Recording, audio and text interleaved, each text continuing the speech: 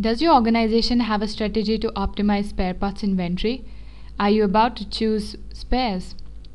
If so, then consider using Asset Analytics spare parts optimization model that allows you to statistically determine whether to hold a spare part at all, and if so, in what quantity.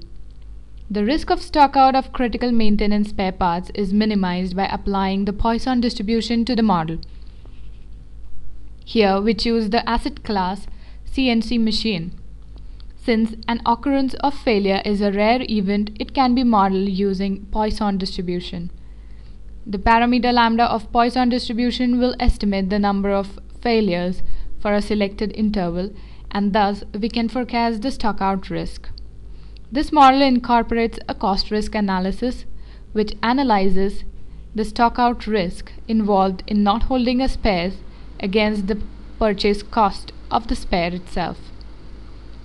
This provides additional information to enable a business decision to be made as to whether the spares should be held or not. Thus, the spare parts optimization model can reduce the cost of acquiring and maintaining the adequate spare inventory, reduces the likelihood that spares will go unused, and finally avoids stocking unnecessary spares. Thus, if there are 8 spare parts in our inventory, there is a 6% chance that it will not be sufficient. Increasing the number of spares to 11 will reduce the risk to a level of 0.4% at the expense of paying 3 extra spare parts. Therefore, this model helps to maintain optimal number of spare parts in an inventory.